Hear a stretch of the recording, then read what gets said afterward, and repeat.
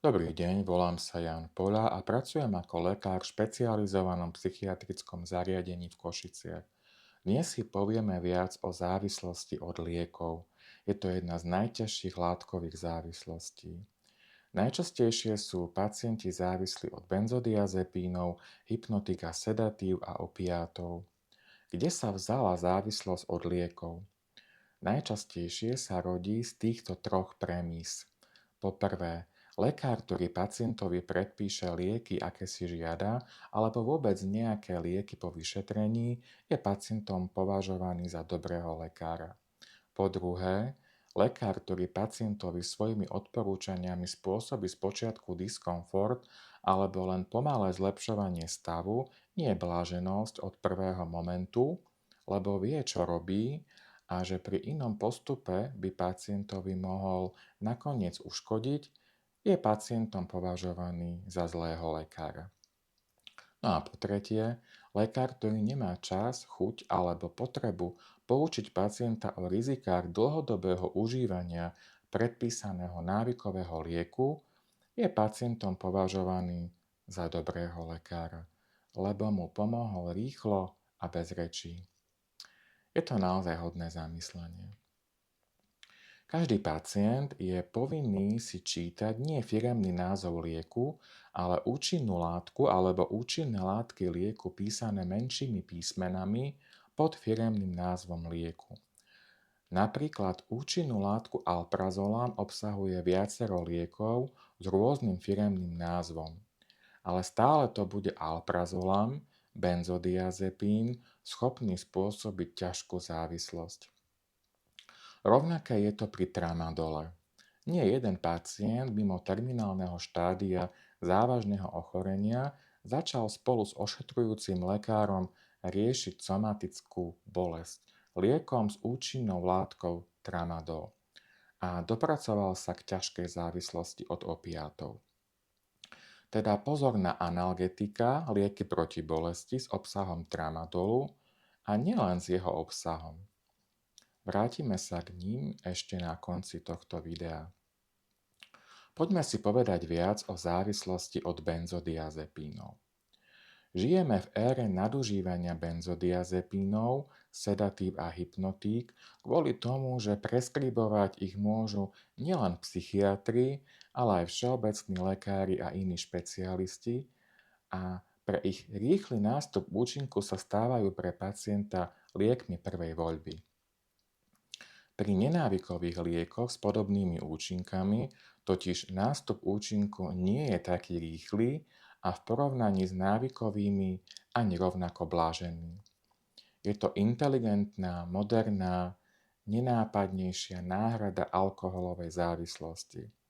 Benzodiazepíny nám statočne nahrádzajú pravidelné popíjanie alkoholu, nakoľko aj ten pôsobí v mozgu na inhibičný GABA receptor.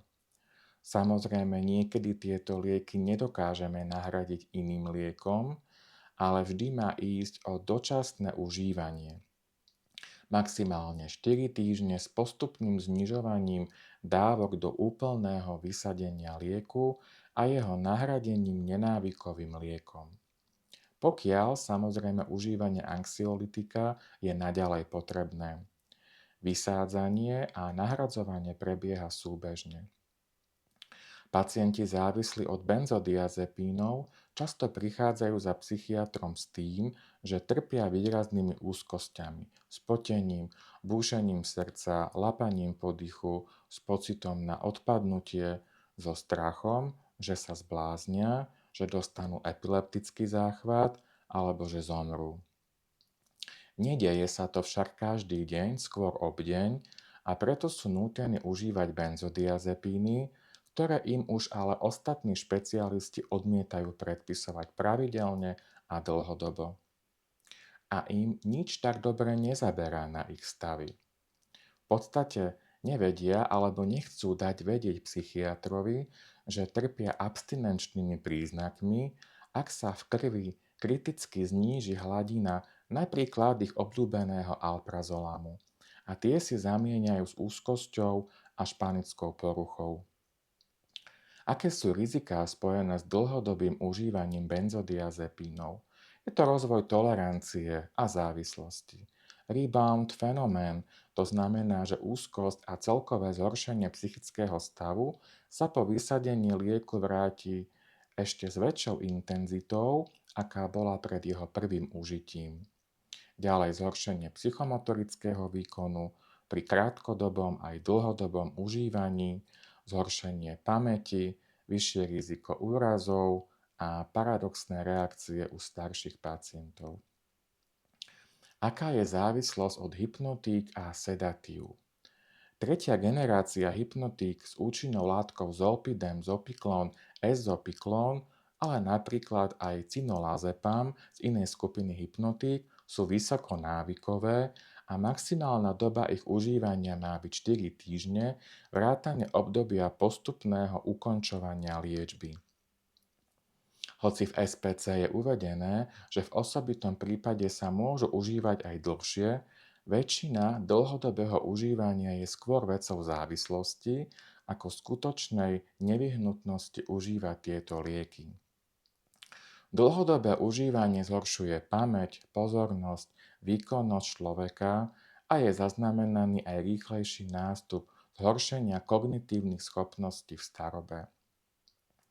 Známy je tiež rebound fenomén, to znamená, že nespavosť sa po vysadení lieku vráti ešte s väčšou intenzitou, aká bola pred jeho prvým užitím.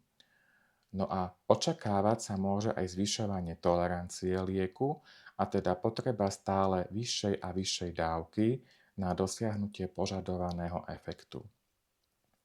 Nehovoriac o tom, že pacient môže pri rôzne veľkej dávke halucinovať, byť námesačný alebo si spôsobiť úraz.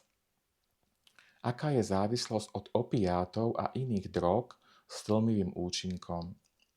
Morfín, heroín, kodeín, tramadol patria medzi drogy s tlmivým účinkom so silnou psychickou aj somatickou závislosťou so stúpajúcou toleranciou. Droga spôsobuje eufóriu, ilúzie, spomalenie psychomotorického tempa. V rámci odvykacieho stavu sa môžu objaviť záchvaty, krče, nepokoj, zmetenosť.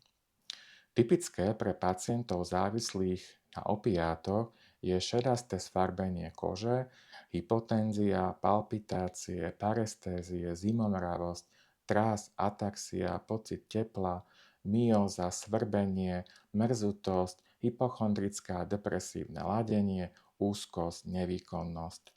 Najzávažnejším dôsledkom intoxikácie je útlm dýchového centra.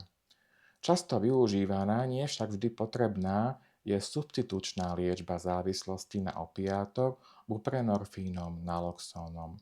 No predovšetkým abstinencia v chránenom prostredí a psychoterapia. Veľmi nebezpečné sú kombinácie opiátu a benzodiazepínu alebo hypnotika, sedatíva. Hrozí výrazné zhoršenie psychického stavu, rýchlejšie vytvorenie závislosti, ohrozenie života tlmením dýchového centra v predĺženej mieche. Liečbu závislosti od psychoaktívnych farmák je potrebné konzultovať s psychiatrom. Existuje aj závislosť od nepsychoaktívnych farmák. Pri nich dochádza k nepriamému ovplyvneniu mozgu. Jedinec sa nevie zbaviť presvedčenia, že danú látku potrebuje, pri vynechaní jej užívania má pseudoabstinenčné príznaky. Môže sa znížiť prah bolesti alebo sa bolesť stane skôr psychogénnou. Navyše látka škodí organizmu, poškodzuje ho.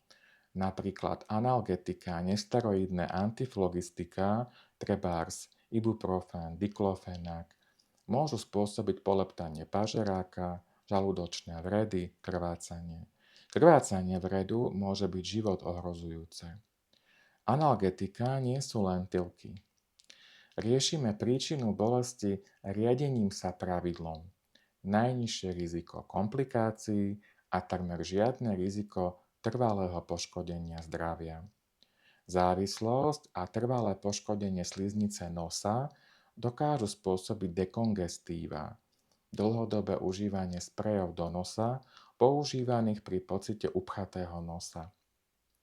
Dospelé osoby ich môžu užívať denne maximálne týždeň.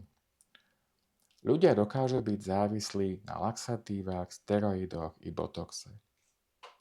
Ďakujem za pozornosť a dovidenia pri ďalšom videu.